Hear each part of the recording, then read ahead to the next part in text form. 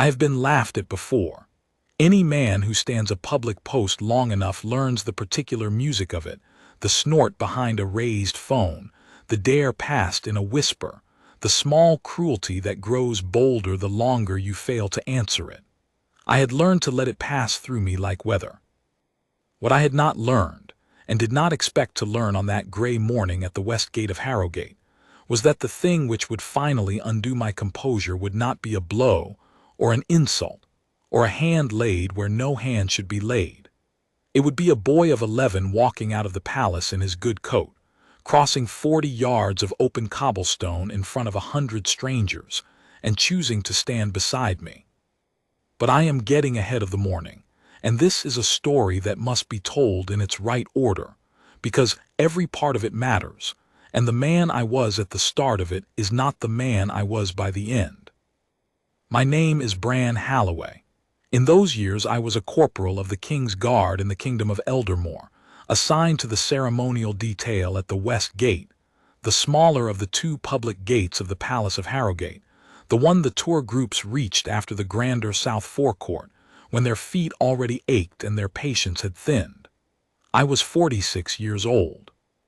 I had served 23 years by then, most of them in places far less pleasant than a gate, and I had come to the ceremonial detail the way many older men come to it, with a body that had given the realm what it had to give, and a pride that asked for nothing but to finish clean. I say all this so you understand. I was not a young man playing dress-up in a red tunic. I had earned the tunic. I had earned the tall black bearskin and the white gloves and the single ribbon of the cross of valor that sat above my heart, though I never spoke of how I came by it and did not intend to. On the post, none of that showed. On the post I was what the crowd wanted me to be, a statue in scarlet, motionless, eyes forward, a thing to be photographed and on certain mornings a thing to be provoked. The morning began in fog. The great courtyard lamps still burned when I took the post at 6, their light hanging in the damp like something poured. The cobbles were slick. The gilded iron of the gate wept small beads of water, and my breath, if I had let myself breathe hard enough to see it, would have shown. I did not let myself.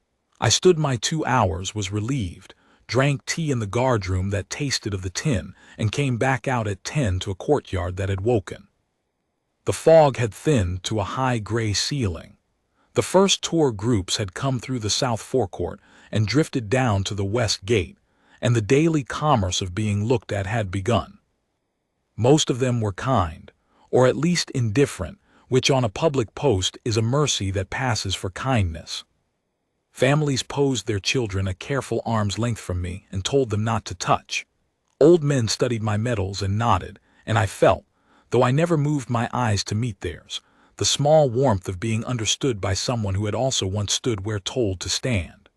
A woman with a folded map asked her husband whether the guards were real or just for show, and he said he wasn't sure, and I let them wonder, because wondering is half the reason the post exists.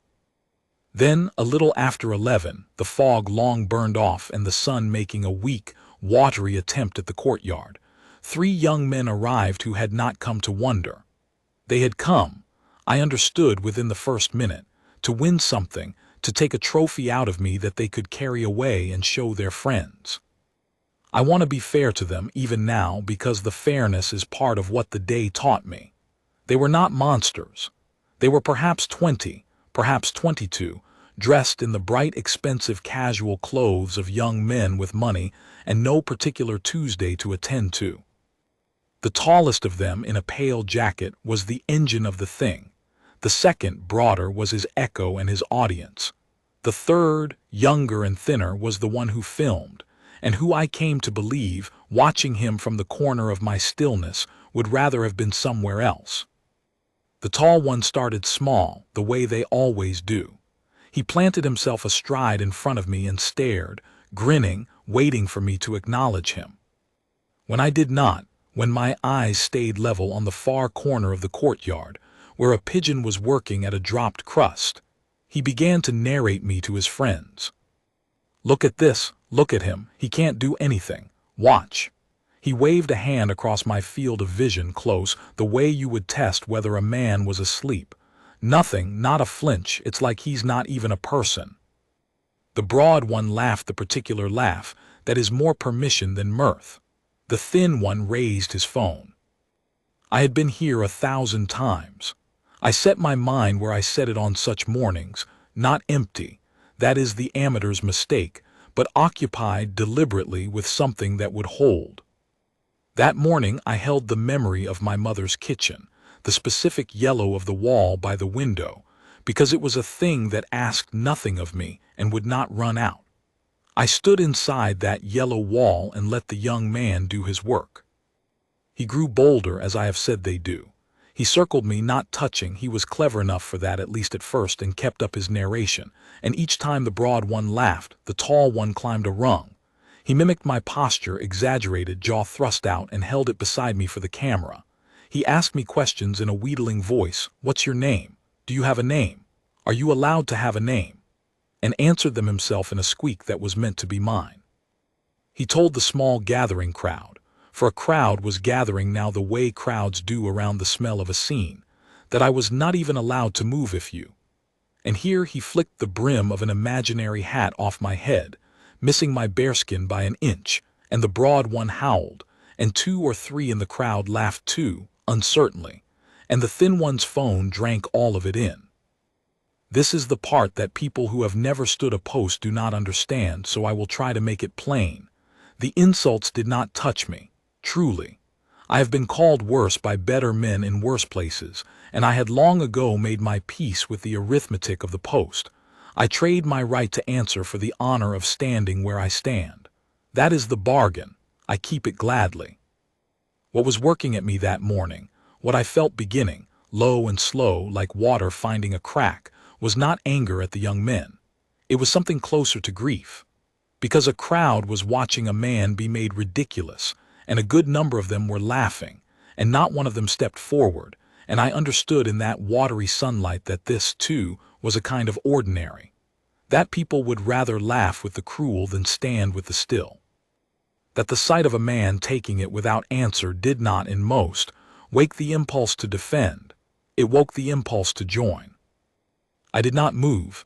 My eyes stayed on their corner. But I will confess to you, because this is an honest account, that somewhere behind the yellow wall of my mother's kitchen, I was tired in a way that had nothing to do with my feet. And then the tall young man made his mistake, though none of us knew yet that it was one. He decided the crowd had cooled, that his act needed a bigger finish.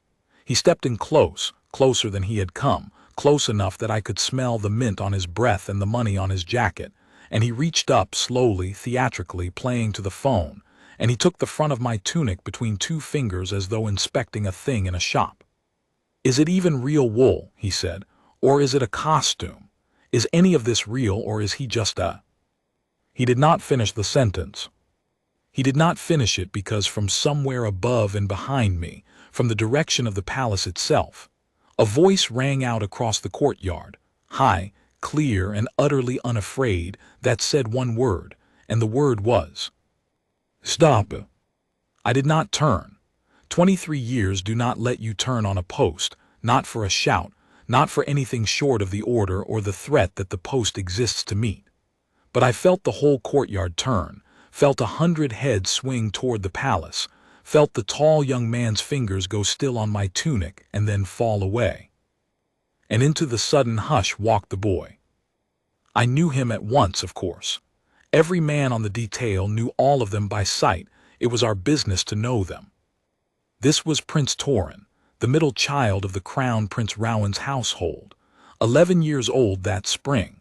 A quiet, watchful boy with his late grandmother's gray eyes, and a way of standing very straight that the older guards remarked on, because it was the standing straight of a child who had decided something rather than the standing straight of a child who had been told. He was in his school coat, a dark good coat with brass buttons, and he had come, I would learn, from a window on the 2nd floor where he had been waiting out a dull hour before a lesson, and where he had seen, through the wavering old glass, the whole of it. He crossed the courtyard alone.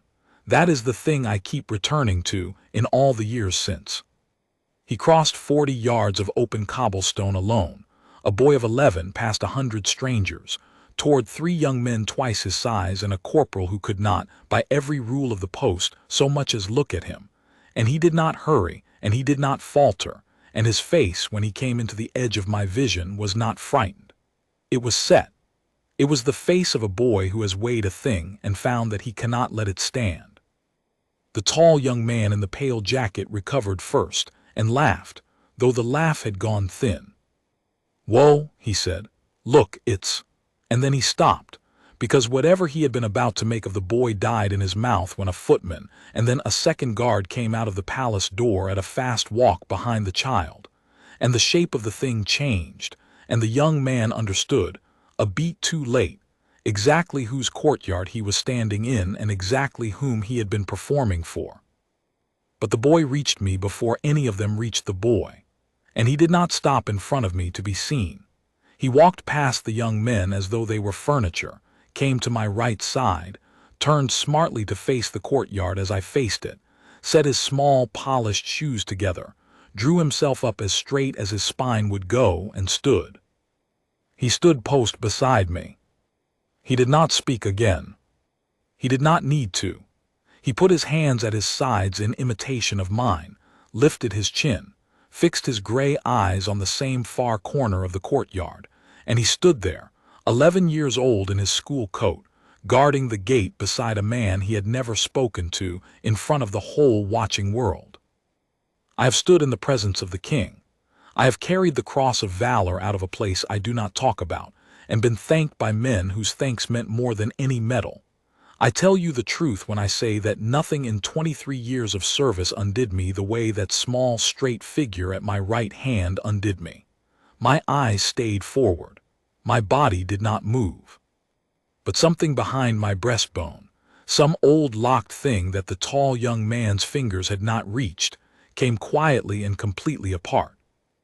To understand why a boy would do such a thing, and why it mattered as much as it came to matter, not only to me but to a whole watching kingdom, you have to understand the boy a little, and you have to understand the fortnight that had come before that morning, because Prince Torin did not walk out of the palace that day untouched by anything. He walked out of it carrying something. And to understand what he carried, I have to tell you about a name most of Eldermore by then spoke of only in the past tense, and never without softening their voice. Queen Isolde. She had been Prince Rowan's mother, the crown prince's mother, and the king's first wife, the late queen, dead some 4 years by that spring of a slow illness born, they said, with a grace that the whole realm had grieved. I had guarded her twice in my life, in the years before the ceremonial detail, and though I am not a man given to sentiment about the great, I will say plainly that she had been a genuinely kind woman in a station that does not require kindness and rarely rewards it. She had learned the names of the men who stood her doors. She had once on a cold night sent hot broth down to a sentry post with her own note pinned to the tray. Small things, but small things done by the powerful toward the invisible are remembered for a lifetime by the invisible. And Prince Torin, I would come to learn, had loved her past all reason. He had been 7 when she died, old enough to know her, young enough that the loss had cut a shape into him that had never quite filled back in. And of all the things his grandmother had taught him in her too few years, the one he had held on to hardest, the one he repeated to himself the way another child might repeat a bedtime rhyme, was a thing she had said to him one afternoon when he had asked her, with a child's blunt curiosity, why the guards at the gate never smiled and never moved and never seemed to be having any fun. She had knelt down to him, a queen, kneeling on a stone floor to a boy of 6 or 7, and she had said, and he had never forgotten it, "Torin, those men are giving us something. Every hour they stand there, still and silent, they are giving us their whole strength and asking for nothing back. That is the finest kind of gift there is, the kind no one thanks you for. So when you pass them, you stand up straight and you remember, someone is giving you a gift. The least you can do is receive it like it matters." He had been 7. He had held it for 4 years. And on the morning I have been describing, standing at a second-floor window, watching a man in scarlet be turned into a joke by 3 laughing strangers, while 100 people did nothing. An 11-year-old boy had heard his dead grandmother's voice as clearly as if she had been standing at his shoulder, and he had understood, with the terrible simple clarity that children sometimes have and adults have usually lost, that the gift was being spat on, and that no one in the whole gray courtyard was going to receive it like it mattered. So he had.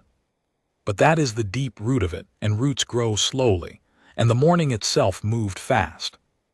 Let me go back to the courtyard, to the boy at my right hand and the young man in the pale jacket, and tell you what happened next, because a great deal happened next, and not all of it was gentle, and some of it would take days to fully play itself out. The tall young man did the worst possible thing he could have done, which was to try to make it funny again. "Aw," he said, recovering his grin, playing to the phone and to the crowd, "look, he's got a little friend. You want to be a guard too? You gonna arrest me?" He crouched mockingly to the boy's height and reached out to ruffle the child's hair the way a man ruffles a dog's, the way that says you are a small thing and I am a large one and this is my courtyard now. I have replayed the next half-second more times than I can count. By every rule that governs the post I could not move for an insult. An insult I must take, but the hand that was descending toward the head of an 11-year-old prince, a hand belonging to a stranger, unbidden, uninvited, was no longer an insult. It was a hand reaching toward a child in my charge, and in the whole of the courtyard in that half-second, I was the nearest thing standing between them, and 23 years of training does not ask your permission at such a moment. It answers. I did not strike him. I want that understood because a great deal was made of it afterward and much of it was wrong. I did not strike him, and I did not raise my rifle, and I did no violence at all. What I did was move, one clean quarter turn of the body, one step, my left forearm and shoulder placed as a wall between the descending hand and the boy's head, and the young man's wrist met the outer plane of my arm as a wave meets a breakwater. His own momentum did the rest. He was off balance from his mocking crouch. He had put his weight into a gesture meant for a child and found it stopped by a soldier, and he sat down hard on the wet cobblestones of the Westgate courtyard, in front of the crowd, the phone, and the 2 guards now 10 strides away and closing. For one held breath, no one laughed.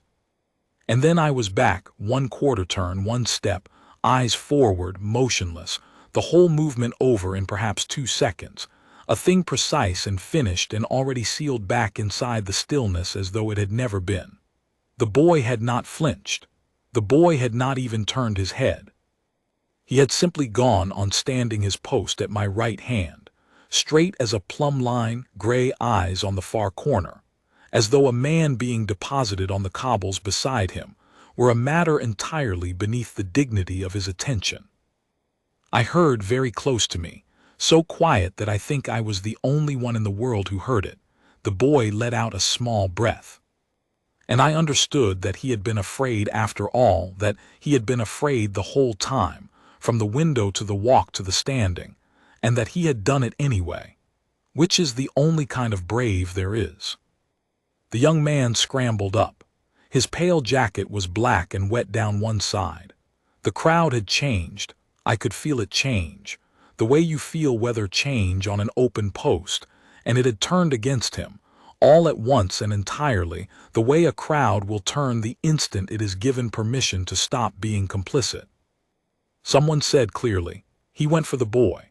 Someone else said, "Did you see, that's a prince, that's one of the princes," and a low sound moved through the gathering, not quite a growl, more a collective drawing in, and the young man in the wet jacket read it correctly at last, and his face, which had worn nothing but grinning insolence for 20 minutes, went white and then blotchy, and he looked, suddenly, exactly as young as he was. I wasn't going to do anything," he said, to no one, to everyone. "It was a joke, it's just a joke." But the 2 guards had reached him by then, Sergeant Aldous Vane, my own detail sergeant, a mountain of a man with a voice like a stone door, and beside him young Piers Cotter, and the time for jokes was over. Vane did not shout. Vane never shouted. He had learned long ago that a quiet mountain is more frightening than a loud one.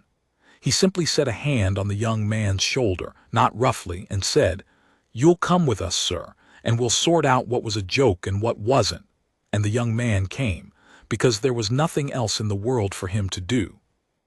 The broad one and the thin one had already melted into the crowd, which is how the echoes and the cameramen always end their days.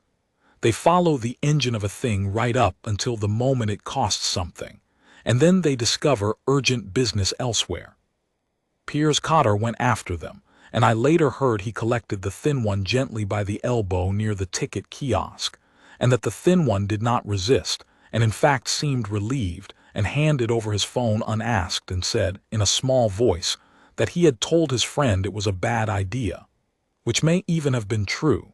It usually is, and it usually changes nothing, until the day it does. That left me and the boy. He was still standing his post. That is the detail I want you to hold. The courtyard was in an uproar. A young man was being led away. 100 people were talking at once and half of them filming.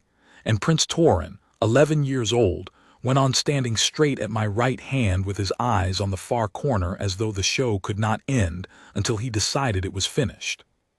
He had appointed himself to a duty, and he would not leave it half done.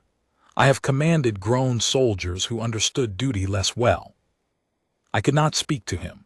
I want to be clear about the rules because they matter to what came after. A guard on the post does not speak.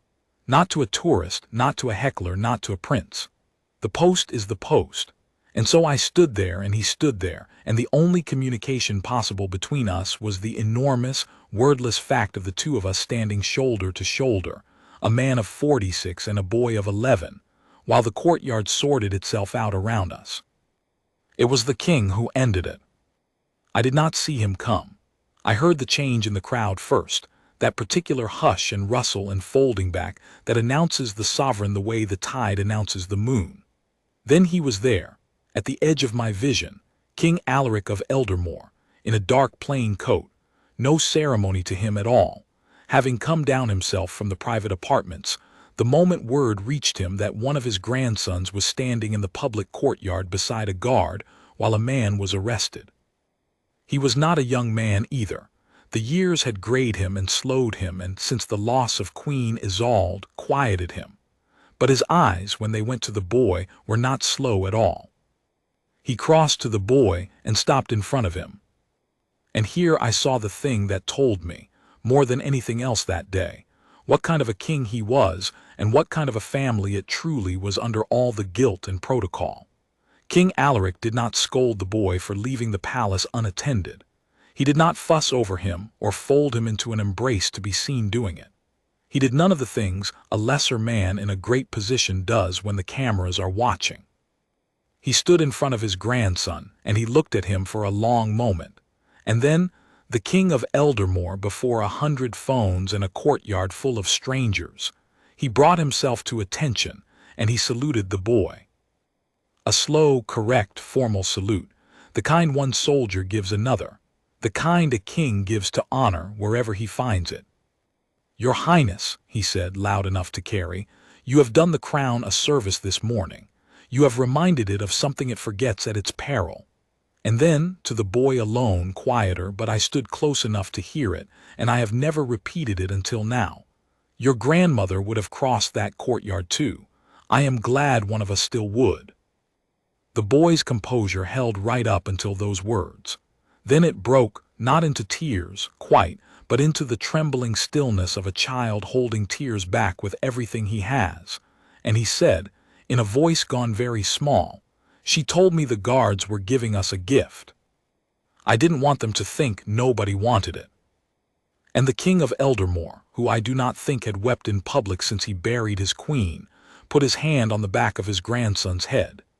Gently, the way the young man in the pale jacket had never been entitled to, and stood there a while, and let the courtyard see nothing but a grandfather and a boy. Then he straightened, and he did a thing that changed the rest of my life, though I did not know it yet. He turned to me. I came to attention within the attention I was already holding. You would not have seen the difference, but I felt it, the whole spine going that half-degree more upright that a soldier keeps in reserve for the sovereign. He looked at me the way he had looked at the boy, level and long. "Corporal," he said. He knew my rank on sight. He had read the ribbon above my heart, too. I saw his eyes touch it, and I saw him understand it, because a king knows what that ribbon costs. "You protected my grandson without breaking your discipline. You did in 2 seconds what half my council could not do in a crisis of 2 hours. I saw it. The whole realm will see it." A pause. "I do not yet know your name, but I will. Stand your post." "Sir," I said. It is the only word a guard may speak on the post, and I spent it on him gladly. And that, you might think, would be the end of a good day's story. The boy honored, the king moved. The young man led away. The crowd shamed into decency. The guard returned to his stillness. If it had ended there, it would have been enough, and I would have carried it warm in me for the rest of my service. But it did not end there, because a phone had filmed all of it, and a phone films for the whole world, and by that evening the whole world had opinions, and not all of them were kind, and some of them were about to make my quiet life a great deal louder than any corporal of the ceremonial detail ever wishes it to be. The clip went out that afternoon under a title I will not dignify by repeating in full, but which turned on the word assault. Not the young man's assault, mine. The thin one, or someone he sold it to, had cut the footage so that it began an instant before I moved, with no context, no mockery, no reaching hand, only the image of a scarlet guard turning on a young man and putting him on the ground, and then the young man's white blotchy face saying it was a joke. Cut that way, from that angle, it told a lie so clean it could have passed for the truth. "A guard attacks unarmed youth at Palace," it said. And people who had not been in the courtyard, who had not seen a hand descending toward a child's head, who did not know the difference between a strike and a breakwater, watched 11 seconds of footage and grew certain, the way the uninvolved grow certain, that a brute in a costume had knocked down a boy for laughing at him. I learned all this the way a man of my age and habits learned such things, late and second-hand, and with a growing sense of unreality. I did not own the kind of phone that shows a man his own disgrace. Sergeant Vane came to me in the guardroom that evening with his own device in his enormous hand, and his stone-door face set grim, and he said, "Bran, you'd best see what they're making of you." And he showed me, and I watched a lie about myself walk out into the world on legs faster than any truth has ever owned. I did not say much. Vane watched me not say much, and then he said the thing that a good sergeant says. The lad who filmed it has the whole thing, and the boy, the prince, he saw all of it, start to finish. And the king saw the end of it, and the king is not a fool. The truth is in more hands than the lie is, Bran. It'll take longer, but it'll get there. "Will it?" I said. I was tired. It had been a long day to be a statue. "It will," said Vane, "because I'll carry it there myself if I have to." And he meant it, and it helped, though not as much as I wished it had, because I had lived long enough to know that a lie that flatters people's appetite for outrage travels first class, and the truth walks. That night the young man in the pale jacket, I will call him what the papers came to call him, the palace heckler, though he had a name and a father and a whole ordinary life that this one grinning morning nearly ended, that young man went home, and his family, who I will say to their credit, did not at first believe he could have done what the fuller footage showed, sat him down, and made him show them everything, and the everything included the part where he reached for a prince's head.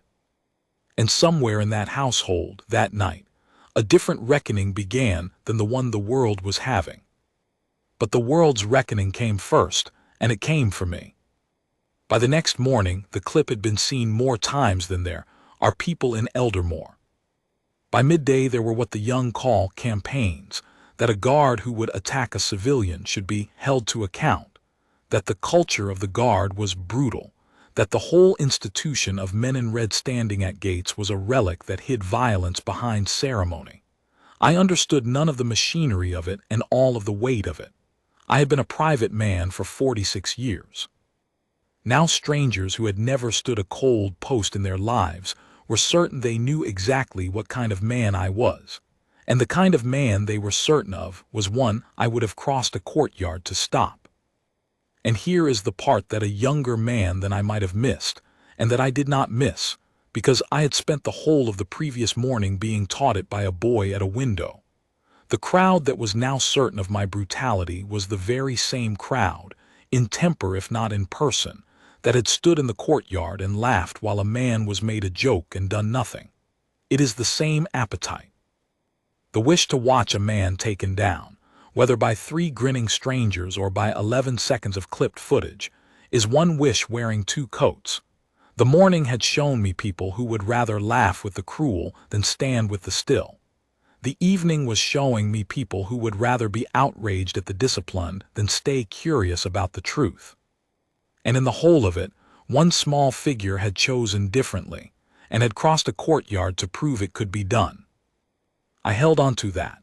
On the second day, when the noise was at its worst and there was talk, real talk, in the corridors where such talk lives, of standing me down from the public detail pending review, which is the gentle language institutions use when they are deciding whether to sacrifice a man to buy quiet, I held on to the picture of a boy in a school coat standing straight at my right hand with his eyes on the far corner. He had received the gift like it mattered. Whatever the world decided about me, one person had seen the truth and refused to let it fall. What I did not know, on that second day, was that the one person was not going to be content with having refused it once. Prince Torin, it turned out, had watched the clip too. He had not been able to avoid it. It was everywhere, and an 11-year-old boy in a great house has ways of learning what the adults are trying to keep from him. And he had watched the world take the thing he had done, the thing his grandmother's voice had moved him to do, and turn it inside out, until the man he had crossed a courtyard to honor was being called a brute, and the moment he had thought was the finest thing he had ever witnessed was being used to prove that men like me were dangerous. And this, by every account I later gathered, did to the boy what nothing else in the whole affair had done. It made him angry. Not the flaring anger of a child denied a sweet, a colder, steadier thing, his grandmother's kind of resolve, the household said, the same set of the jaw she had worn when she meant to see a thing put right. He went to his father, the Crown Prince Rowan, and he asked, demanded, in the polite, unbudging way that children of that house are taught to demand, that the true footage be shown. All of it. And when he was told, gently, that it was complicated, that the review had to run its course, that these things settled themselves, he did a thing that I am told astonished the Crown Prince, who is not a man easily astonished by his own children. He asked to make a statement. 11 years old.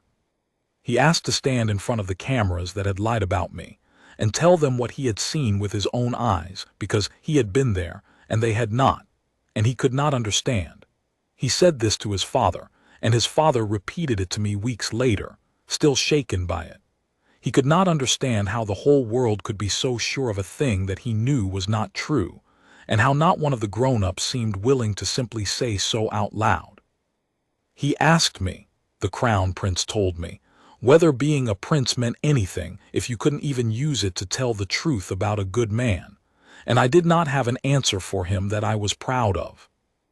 They did not let him make a public statement in the end. He was a child, and there are protections around children of that house that exist for good reasons, and the notion of putting an 11-year-old in front of the world's cameras to be dissected was, rightly, refused.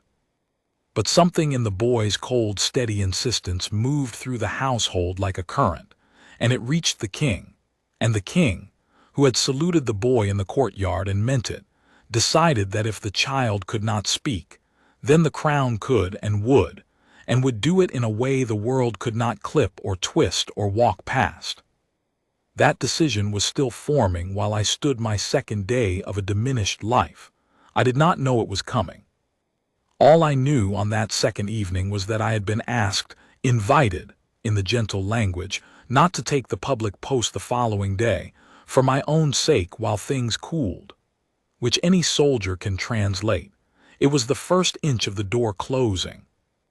And I went back to my quarters that night and took the ribbon of the Cross of Valor off my dress tunic and held it in my hand for a long time, and thought about the men I had earned it beside, most of whom had not come home to hold anything, and I thought, I have taken worse than this. I can take this too. And I found, holding the ribbon, that whatever they decided, no clip could unmake what I had actually done in that courtyard, and no campaign could unstand the boy who had stood beside me. But I will not pretend it did not cost me. It cost me a great deal. A man gives 23 years to a thing, and to have that thing turned in 11 seconds into evidence against him, that is a wound of a particular kind, and I felt it, and I am too honest to tell you otherwise. There is a thing I have not yet told you, and I will tell it here in the low part of the account, because it belongs here in the dark before the turn, more than it belongs anywhere else. On that second night, after I put the ribbon back down and did not write the letter I had not quite decided whether to write, I could not stay in my quarters, and I went out, as an old man does when his thoughts are too loud for a small room, and I walked the inner court under the stars. And I was not alone in it. There was a light in a second-floor window, the same window, I realized, from which the boy had watched the whole gray morning unfold. And in that window, small against the dark glass, stood the boy. He could not have seen me clearly. I was a shadow among shadows in the court below. But I saw him.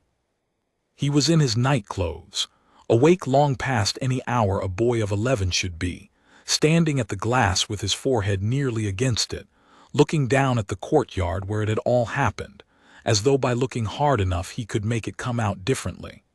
And I understood, standing there in the dark, that the boy was not sleeping any better than I was. That he had taken the whole weight of it onto his small shoulders. The lie, the campaign, the shadow over the man he had tried to honor, and was carrying it in the dark, alone in his night clothes at a window. I could not call up to him. What would I have said? A guard does not speak, and even off the post there was no word I had that would reach a boy that high and that far and that heavy with a thing no 11-year-old should have to carry. But I did the only thing I had. I stepped out of the shadow into the thin starlight where he might see me, and I came to attention and I saluted the window. Slowly, correctly. The salute one gives an equal. I do not know if he saw it. I like to think he did, because a moment later the small figure at the glass straightened, drew itself up, the way it had drawn itself up in the courtyard, and I thought, though I could not be sure, that a small hand rose to the glass and pressed flat against it, palm out, the way children do when they cannot reach a thing they wish to touch. And then the light went out and the window was dark, and I stood a while longer in the cold, and then I went in and slept, for the first time in 3 nights, all the way to morning. I never spoke to the boy of that night. He never spoke to me of it. But I have always believed that something passed between the court and the window in that dark hour. That 2 people who could not reach each other by any ordinary means reached each other anyway, by the only language either of us fully trusted, which was the language of standing straight for one another when standing was all there was to give. And I have wondered since, whether it was that night, whether it was the sight of the man he had tried to honor still standing, still saluting, still unbroken in the dark, that hardened the boy's resolve into the cold, steady thing that would not rest until the truth came out. I cannot prove it. But I know that the boy who stood at that window was a boy who had decided something, and I know what the deciding cost him, and I know that he paid it, and I have never in my life been prouder to have been the reason a child could not sleep. It was the 3rd day that the tide turned, and it turned, as the true things in this account always seem to, because a child would not let a lie stand. The thin young man, the one who had filmed it, who had handed his phone to Piers Cotter unasked, and said his friend had been warned, came forward. He came forward of his own accord, and this is worth pausing on, because it is the hinge of the whole matter, and it is the part I find, to this day, the most quietly hopeful. He had sold, or given, the clipped 11 seconds to the people who made a lie of it. He had watched the lie succeed.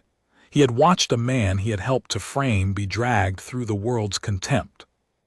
And on the third night he had not been able to sleep, and on the fourth morning he had walked into a magistrate's office with the full, uncut recording on his phone, every minute of it, from the first mockery to the reaching hand to the breakwater of my arm to the boy standing straight at my side, and he had said, "I have to give you this, and I have to tell you what I did to it."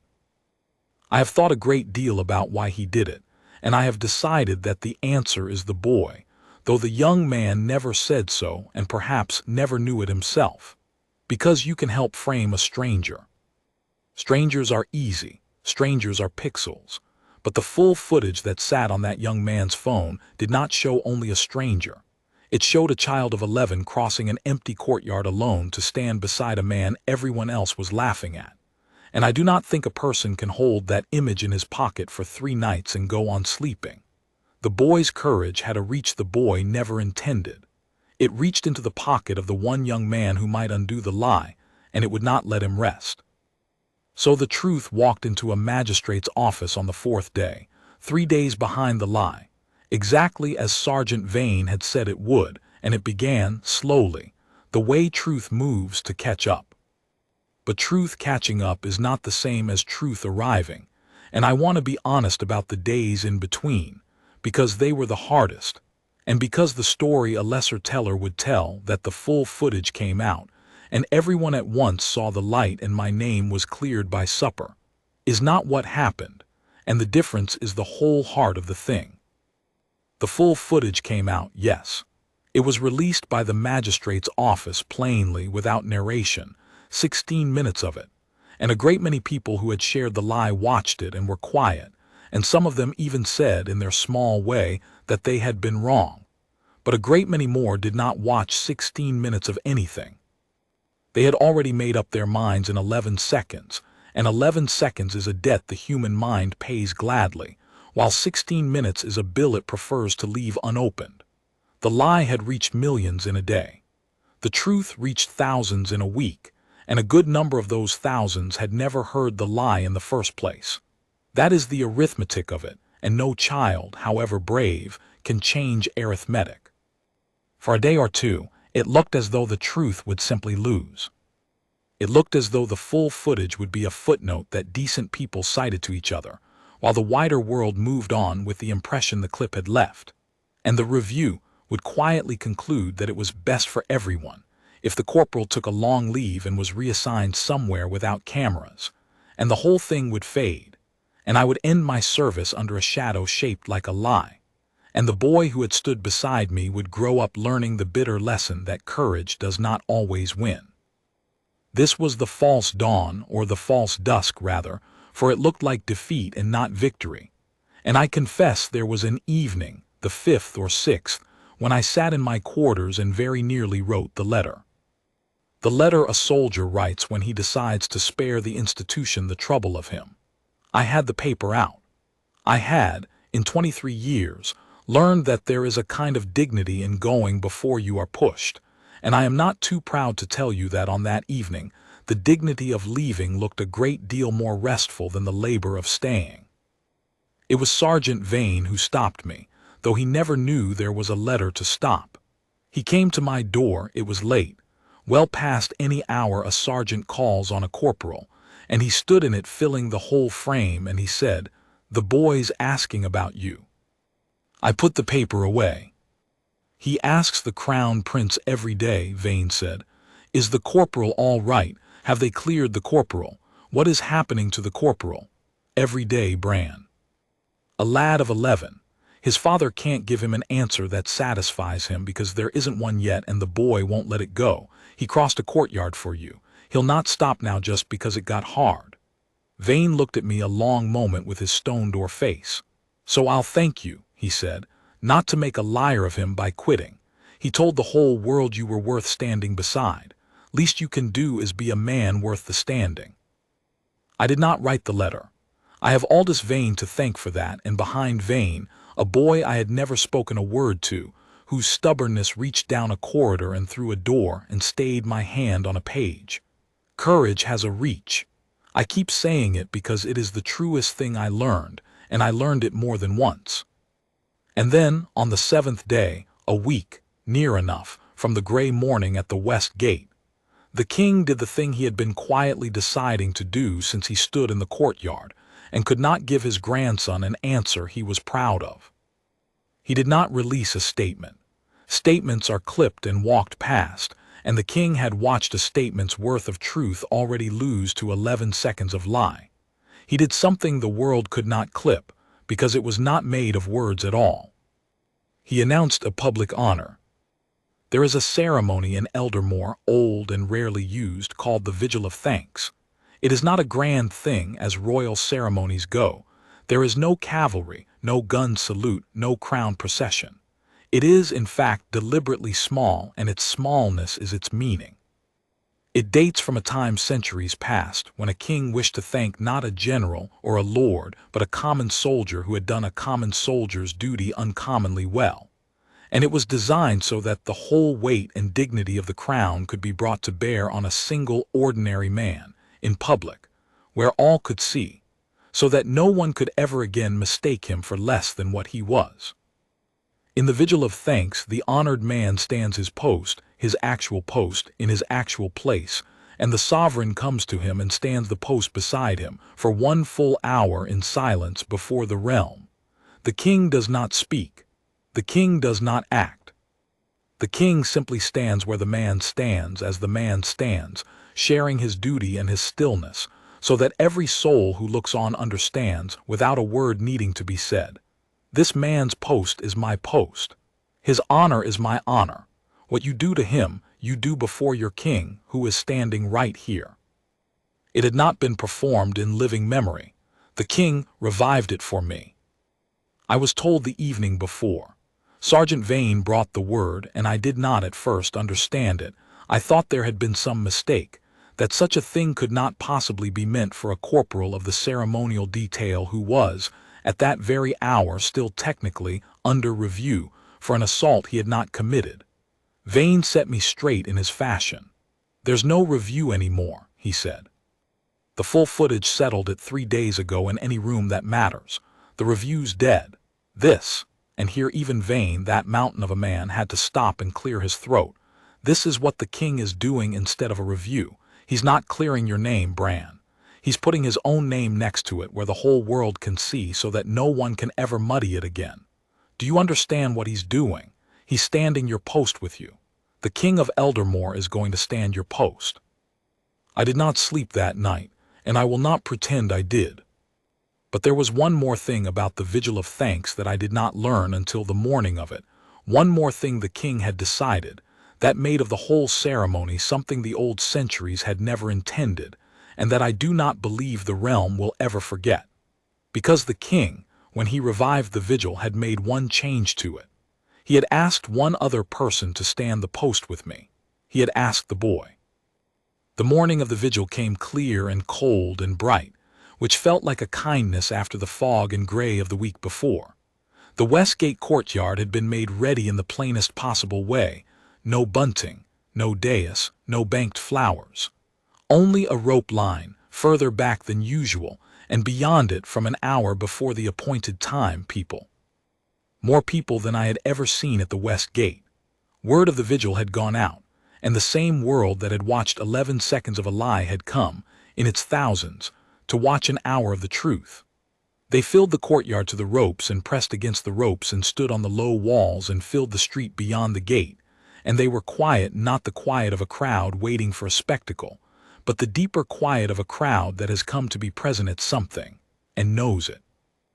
I took the post at the appointed hour, as I had taken it 10,000 times, in full dress, the cross of valor on my breast where the king had told me to leave it. I stood at the west gate as I had stood on the gray morning, eyes forward, motionless, and I gave the crowd nothing, because that is the post, and the post does not change for 10,000 people any more than it changes for 3. Then the palace door opened, and the king came out in the full dress uniform of the colonel-in-chief of the guard, which he was entitled to wear and almost never did. And beside him, in a scarlet tunic cut down to his size, they had made it in the night, I later learned, the palace tailors working straight through so it would fit him properly, so that he would not be a boy in a costume but a boy in the true uniform of the men he honored. Beside the king, in the real red wool of the guard, walked Prince Torin. They crossed the courtyard together, the old king and the boy, and the crowd made a sound when they saw the boy in the tunic that I will not try to describe, except to say that it was the sound a great many people make at once when their throats close at the same moment.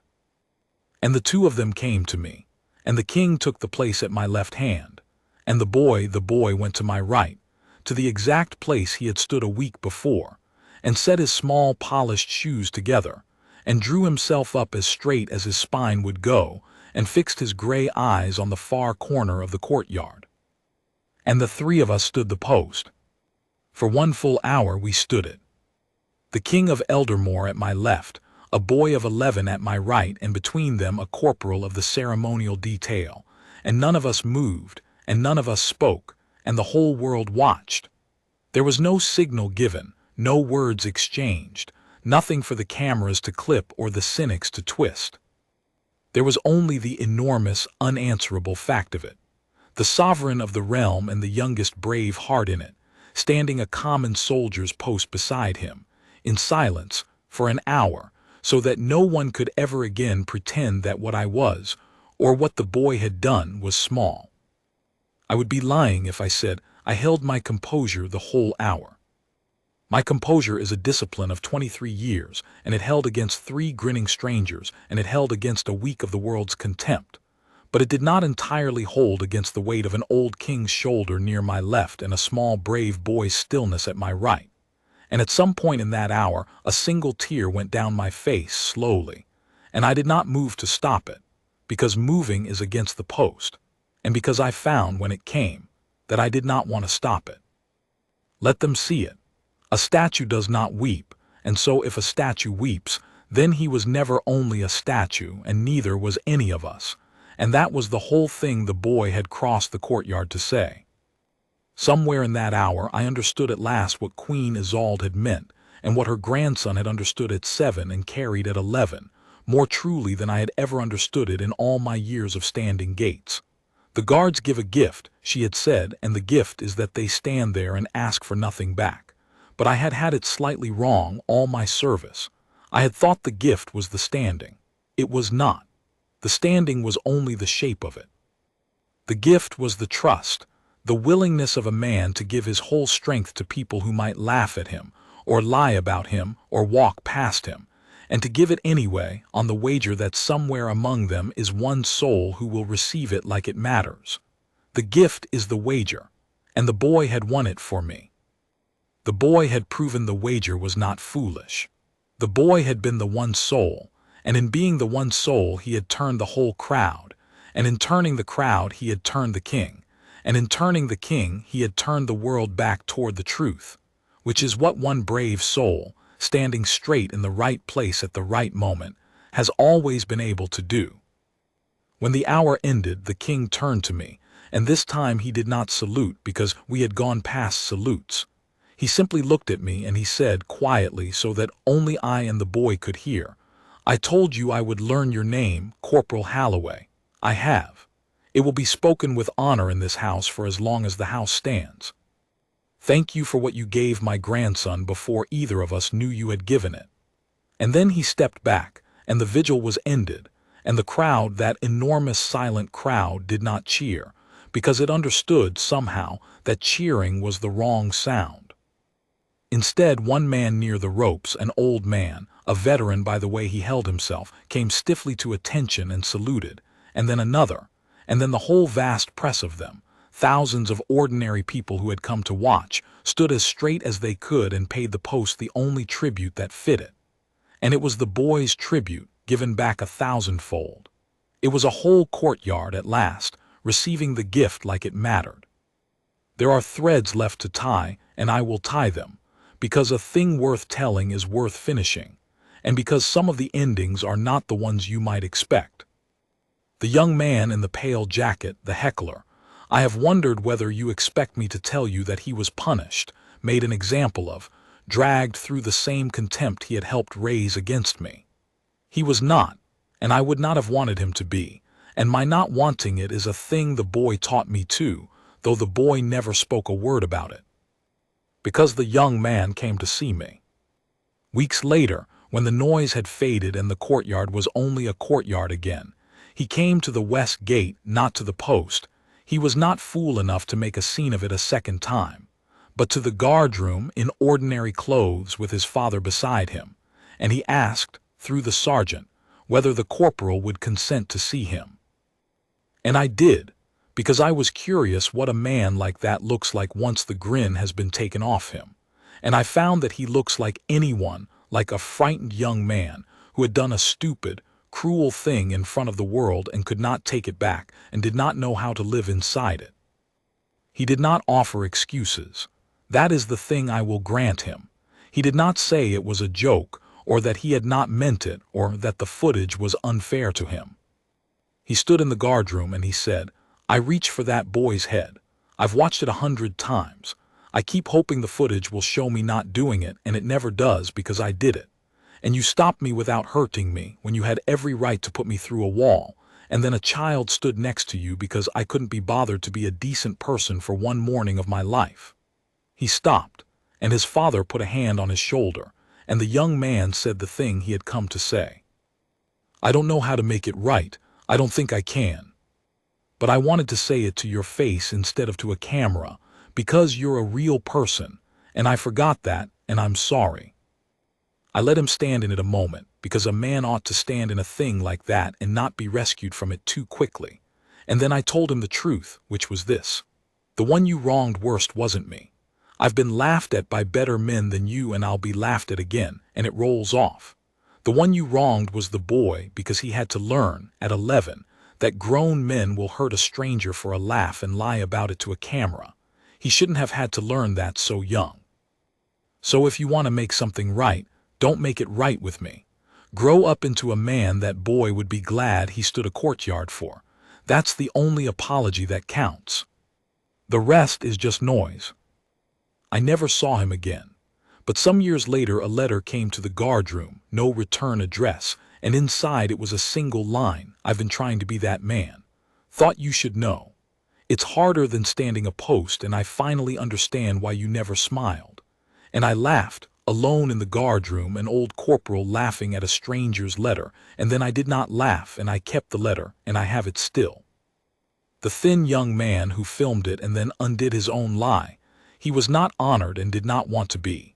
But the magistrate, in weighing the matter, noted for the record that the truth had come out, because one young man chose to carry it forward against his own interest, and that this was the more admirable for being hard. He asked that his name be kept out of it, and it was, and I respect that, and so I have kept it out of this account too. He did the right thing late, which is worse than doing it early and infinitely better than never doing it at all. And if there is a lesson in him, it is that the door to doing right does not lock behind you when you first walk past it. It stays open. A great many people in this story walk through it late. The crowd, the young man, the world itself. Only 2 walked through it at once without hesitating when it cost the most, an old king and a boy. And the boy went first. As for me, I stood the west gate for 4 more years, until my knees told me it was time, and then I trained the young ones for 3 years after that. And I am telling you this now as an old retired corporal with a bad hip and a good memory, and a framed letter with no return address. The Cross of Valor sits in a case on my wall, and beside it in a smaller case sits a thing the boy sent me on the anniversary of that morning every year without fail until he was grown, a single brass button, of the kind that went on the little scarlet tunic they cut for him in the night. The first year there was a note with it, in a careful boyish hand, and the note said, "For the corporal who let me stand his post," from the guard on his right. I have all of them, 7 brass buttons in a row, and I would not trade them for a room full of medals. I saw the boy grow. That is one of the gifts of a long service near a great house. You watch the children of it become the men and women of it, and you carry, in a way no photograph can, the memory of who they were before they were anyone. I watched Prince Torin grow from the 11-year-old in the school coat into a young man, and then into the beginning of the man he would be, and I will tell you that the thing that showed in him at 11 never left him. He was always a person who could not let a wrong stand, simply because letting it stand was easier. It made him, at times, an inconvenient sort of prince, the kind who asks the questions the room would rather not answer, and I gathered from those who served closer to him than I did that this quality caused a certain amount of quiet trouble in the corridors over the years. Good. The realm has never suffered from a shortage of the convenient. It is the inconvenient ones, the ones who cross the courtyard, that it cannot do without. He came to see me once, years on, when he was near grown and I was near retired. He found me at the west gate at the end of a shift, off the post, an old corporal stiff from standing, and he fell into step beside me the way he had fallen into place beside me long before, and we walked a while, and he asked me something he said he had wondered about since he was a boy. He asked whether I had been angry, that gray morning, at the men who mocked me, whether under all the stillness I had wanted to answer them. And I told him the truth, which by then I understood better than I had understood it at the time. I told him that no, I had not been angry at the men. I had been grieved by the crowd, by the 100 who watched and laughed or watched and did nothing, because it had seemed to me, for 20 long minutes, that this was simply how people were, and that a man who stood still and asked for nothing would always, in the end, be taken for a fool by the many. And then, I told him, a boy came out of the palace and crossed the courtyard alone and proved to me that I had it wrong, that the many are only many until one of them stands. That the whole gray crowd was only waiting, whether it knew it or not, for a single person to show them a better way to be, and that when that person came, they took it, every one of them in the end saluting at the ropes. You did not just save my name that week, Your Highness. You saved me from a bitterness I was one bad morning away from carrying for the rest of my life. You taught a man 3 times your age what his own service was for. He was quiet a while, and then he said the thing I have carried ever since, and it is where I will end, because there is nowhere truer to end than here. I didn't do anything special, he said. I just did what she said. She told me the guards were giving us a gift, and the least I could do was receive it like it mattered. Everyone always talks about that morning like it was brave, but standing next to you wasn't the brave part. The brave part was you standing there for 20 years knowing most people would never say thank you and doing it anyway. I only crossed a courtyard. You crossed a whole life. He looked at me, and I saw, for just a moment, the gray eyes of a woman 4 years in her grave and never for one day forgotten in that house. I just didn't want you to cross it alone that day. That's all. That's all it ever was. I have thought about those words in every quiet hour since. I only crossed a courtyard. You crossed a whole life. I do not know that I deserve them. I know only that a boy of 11 on a gray morning saw a man being made a joke of by the world, and alone against the crowd, against his own fear, chose to walk out and stand beside him, and that this small act, this one straight figure in a school coat, did more good in that courtyard and in the days that followed than all my years of discipline had done, because discipline can hold a line but only love can cross one. The guards give the realm the gift of their stillness. But a boy gave the realm and gave me the greater gift, the proof that the gift is worth giving, that somewhere in every laughing crowd there is one soul who will receive it like it matters, and that the whole of honor in the end comes down to whether you are willing to be that soul and cross the open ground and stand. So when people ask me, and they still do, old as I am, about the morning the young prince saw a royal guard being harassed, and what his next move was, and why it shocked everyone, I tell them the plain truth of it, which is stranger and finer than any clip could hold. His next move was not a speech, or a summons, or a punishment.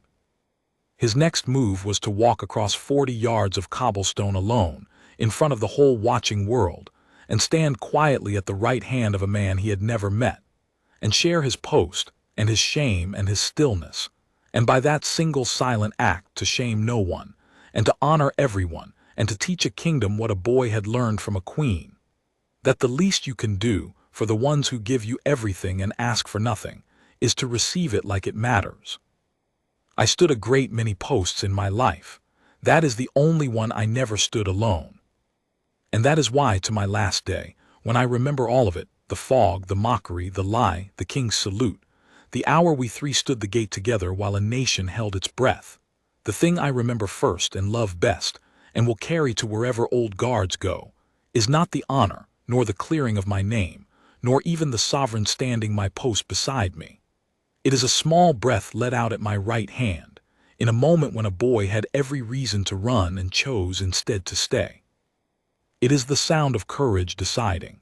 It is the finest sound I ever heard, and I heard it standing perfectly still, and I have never, in all the years since, stopped being grateful that I was there to hear it.